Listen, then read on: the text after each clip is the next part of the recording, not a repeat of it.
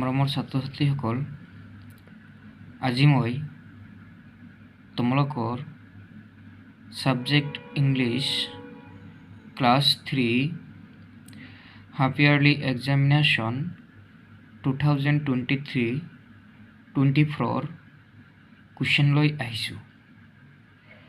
তোমালোকে সকলোৱে ভিডিঅ'টো লক্ষ্য কৰিবা। আৰু মই আগতীয়াকৈ কৈ আছোঁ, মই কুৱেশ্যন এনচাৰবিলাক অলৰেডি ৰঙা চিয়াহীৰে লিখি দিছোঁ। অকল মই এতিয়া গাই দিম। কুৱেশ্যন নং 1, answer the following questions in complete sentences. তলত দিয়া প্ৰশ্নসমূহৰ সম্পূৰ্ণ বাক্যত উত্তৰ দিয়া। Question A, who is Rahul? Answer, Rahul is Shrujit's uncle. Question B, how old is Ruli? Answer, Ruli is an 8-year-old girl. Question on C, at what time does Munmi get up from bed? Answer, Munmi gets up from bed at 6 a.m. Question D, who wakes up at night? Answer, the owl wakes up at night. Question E, where does Misiki go with her father? Answer, Misiki goes to the zoo with her father. Question number 2, fill in the blanks অর্থাৎ খালি ঠাই পূৰ কৰা। খালি ঠাই পূৰ কৰা তোমালোকৰ দ্য ফৰেষ্ট কবিতা আছিল। সেই কবিতাটো খালি ঠাই বনাই দিছে আৰু খালি ঠাইত অলৰেডি মই শব্দবিলাক লিখি দিছোঁ। এতিয়া গাই যাম। The forest is the town of trees, where they live quiet at their ease, with their neighbors at their side, just as we in cities wait. আৰু তোমালোকে পৰীক্ষাত আহিলে চেম এনেকুৱাকৈ খালী ঠাইবিলাক পূৰ কৰি দিবা। কুৱেশ্যন নং 3, ৰাইট ট্ৰু অৰ ফল্ছ। সঁচা আৰু মিছা লিখিব দিছে, সত্য আৰু মিথ্যা লিখিব দিছে। Question A, Daisy is younger than Surojit. False. B, Raghav wants to play cricket. False. C, Munmi sees roses in the garden. False. Question D, the flowers are white in color with orange red stems. True. Surojit has one brother and one sister. True. Question number 4, fill in the blanks অৰ্থাৎ খালী ঠাই পূৰ কৰা। ইয়াতে তোমালোকৰ কেইটামান পাৰ্টৰ পৰা এটা লাইন লৈ খালী ঠাই পূৰ কৰিব দিছে আৰু মই অলৰেডি খালী ঠাইবিলাক পূৰ কৰি দিছোঁ। এতিয়া অকল গাই দিম। A, I live in a village named Rampur. B, the sun rises in the east. C, he enjoys the beauty of the things around me. Question D, those are my eggs. Question E, but my friends live in the jungle. Question 5, circle the adjectives. যেহেতু কুৱেশ্যনত circle বা বৃত্ত বনাব দিছে, কিন্তু তোমালোকে পৰীক্ষাৰ বহীত লিখিব লাগিব। অৰ্থাৎ মই যিটো শব্দ চাৰ্কেল দি দিছোঁ সেইটো শব্দ তোমালোকে পৰীক্ষাৰ বহীত লিখিব লাগিব। আৰু তোমালোকে অলৰেডি দেখা পাই আছা যে যিটো এডজেক্টিভছ হয় সেইটো মই ৰাউণ্ড দি ৰাখি দিছোঁ। এতিয়া মই অকল চেণ্টেন্সবিলাক গাই দিম। A, Rohan is a tall boy. ইয়াতে tall হ'ল এডজেক্টিভছ। বি হানি টেস্টেড সুইটস অর্থাৎ এতে সুইটস হল এক্সেকটিভস। কুয়েশন নং সি the college campus is big অর্থাৎ এই সেন্টেন্সটোত বিগ শব্দটো এক্সেকটিভ। কুয়েশন নং D the lion is a strong animal অর্থাৎ এই সেন্টেন্সটোত স্ট্রং শব্দটো হল এক্সেকটিভস।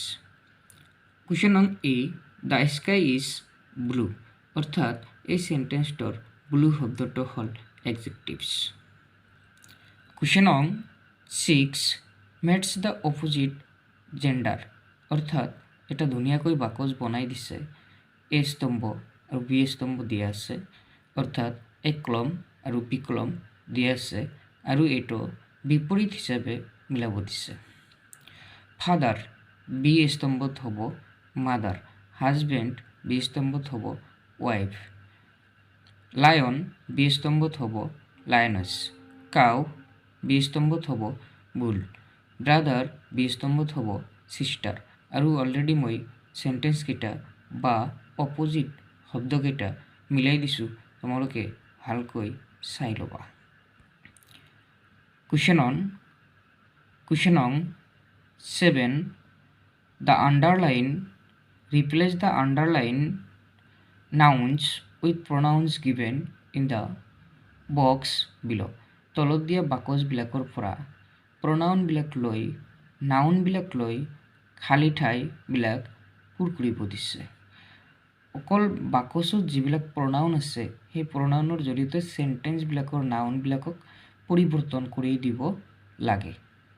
এতিয়া নাম্বাৰ 1 সবিতা ডেন্সেছ অইল অৰ্থাৎ এই চেণ্টেন্সটোত সবিতা যিহেতু আণ্ডাৰলাইন কৰিছে আৰু ছোৱালী হোৱাৰ কাৰণে ইয়াৰ এনচাৰ হ'ব সি।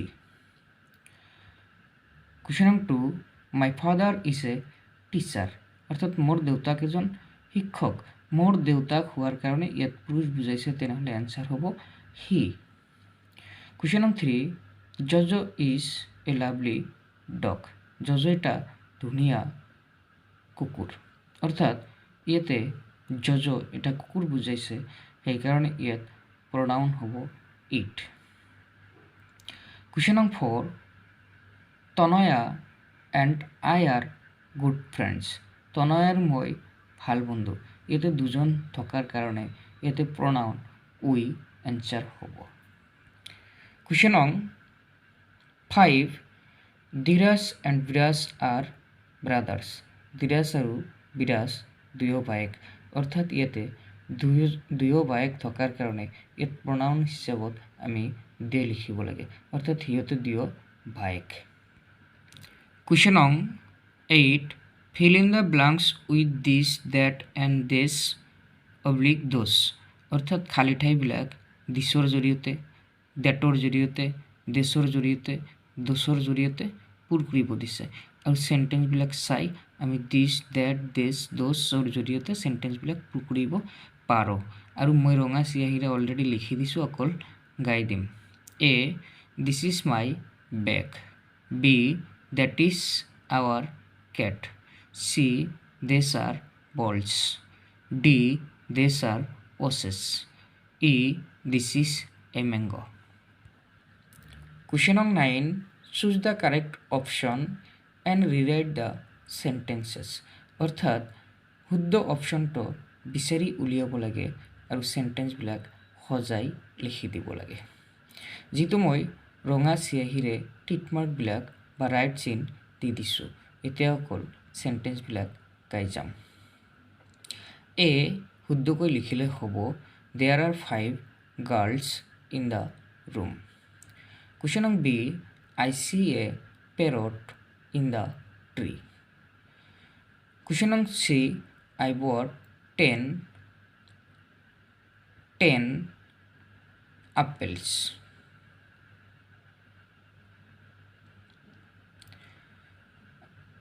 Question nung D, the police caught the thief for thieves.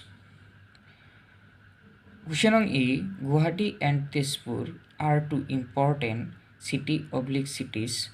Answer hobo cities of Assam. মৰমৰ ছাত্ৰ ছাত্ৰীসকল, তোমালোকে টিকমাৰ্কবিলাক চাই ল'বা আৰু ইয়াতে মোৰ কুৱেশ্যন নং চিৰ টিকমাৰ্কটো ভুল হৈছে মই কৈ আছোঁ ইয়াতে এনচাৰ হ'ব আই বট 10 আপেলছ অৰ্থাৎ আপেল শব্দৰ ওপৰত টিকমাৰ্ক দিব লাগিছিল এইটো ভুলতে আপেল শব্দৰ ওপৰত টিকমাৰ্ক হৈ গৈছে তোমালোকে এইটো কাৰেকশ্যন কৰি ল'বা কুৱেশ্যন নং 10 fill in the blanks with a or n অৰ্থাৎ খালী ঠাইবিলাক এ আৰু এনৰ জৰিয়তে পূৰ কৰিব দিছে মই অলৰেডি পূৰ কৰি দিছোঁ মই এতিয়া অকল গাই দিম A this is an orange question B he has a bicycle question নং C I see an owl in that tree question nong D that is a kite question nong E she is a student question nong 11 find out the vowels and the consonants from the box and write them separately অৰ্থাৎ যিটো বাকচ দি আছে সেই বাকচৰ পৰা ভাইলবিলাক পৃথক কৰিব দিছে আৰু কনসনেন্ট কেইটা পৃথক কৰিব দিছে মই ইয়াতে ভাইল কেইটা ওপৰত এনসাৰ হিচাপত লিখিছোঁ আৰু কনসনেন্ট কেইটা বাকচটোৰ তলফালে এনসাৰ হিচাপে লিখি দিছোঁ এনসাৰ ভাইলছ এ ইউ ও আই অৰ্থাৎ ভাইল পাঁচটা ইয়াতে আছে চাৰিটা বাকচত সেইকাৰণে চাৰিটা লিখা হৈছে consonants C J K S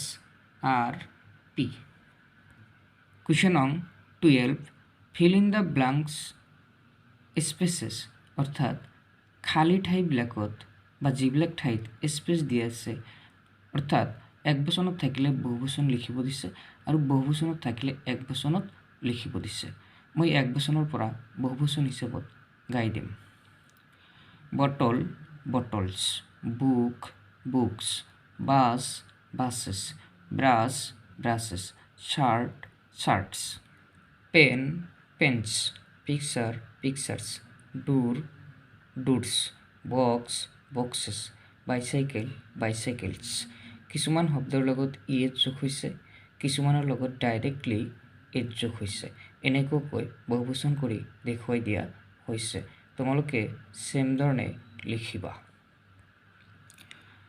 question নং 5 মিষ্টেক হৈ গ'ল কুৱেশ্যন নং 13 fill in the blanks using the words given in the box অৰ্থাৎ বাকচৰ পৰা উপযুক্ত শব্দবিলাক লৈ খালী ঠাই পূৰ কৰিব লাগে মই অলৰেডি পূৰ কৰি দিছোঁ এতিয়া মই গাই দিম question A your mother's sister is called maternal aunt question B a heart of sheep question nong C a crowd of people question nong D your father's mother is called grandmother question nong E a team of players question nong 14 translate the following into English অৰ্থাৎ তলত যিবিলাক অসমীয়া বাক্য দি আছে এই বাক্যবিলাক ইংৰাজীলৈ অনুবাদ কৰিব লাগে আৰু মই অলৰেডি অনুবাদ কৰি ৰঙা চিয়াহীৰে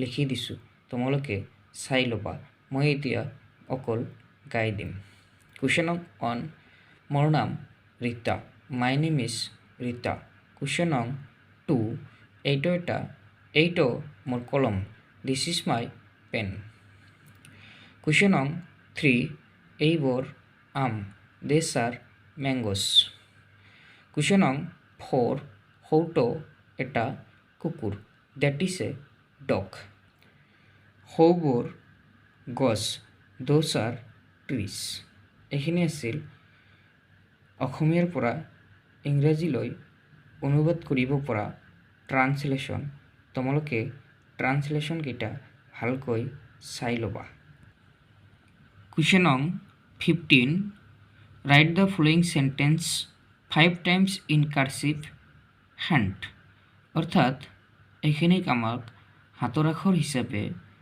লিখিব দিছে 5 বাৰ দ্য ৰ'জ ইজ বিউটিফুল এই বাক্যটো চাই 5 বাৰ কাৰ্চিভ হেণ্ডৰাইটিঙত লিখিব দিছে কুৱেশ্যন নং 16 ৰিডিং কণ্টিনিউয়াছ ইভলিউশ্যন অৰ্থাৎ ৰিডিং মানে হ'ল পঢ়া পাঠ পঢ়া কণ্টিনিউৱাছ ইভলিউশ্যন অৰ্থাৎ তোমালোকৰ এইখিনি আগতীয়াকৈ সম্পূৰ্ণ হৈছে বা এইখিনি ছাৰ বাইদেউবিলাকৰ সুবিধা অৰ্থে সম্পূৰ্ণ কৰি ল'ব। কুৱেশ্যন নং 17 ডিক্টেশ্যন কণ্টিনিউৱাছ ইভলিউশ্যন যিখিনি তোমালোকৰ ডিক্টেশ্যন আছে শ্ৰুতলিপি আছে এইখিনিও ছাৰ বাইদেউবিলাকৰ সুবিধা অৰ্থে কণ্টিনিউৱাছ ইভলিউশ্যনৰ পৰা সম্পূৰ্ণ কৰি ল'ব বা সম্পূৰ্ণ কৰি দিব। মৰমৰ ছাত্ৰ ছাত্ৰীসকল যদি মোৰ ভিডিঅ'টো তোমালোকৰ ভাল লাগিছে তেনেহ'লে মোৰ চেনেলটো ছাবস্ক্ৰাইব কৰি দিবা লগতে লাইক কৰিবা কমেণ্ট কৰিবা শ্বেয়াৰ কৰিবা থেংক ইউ।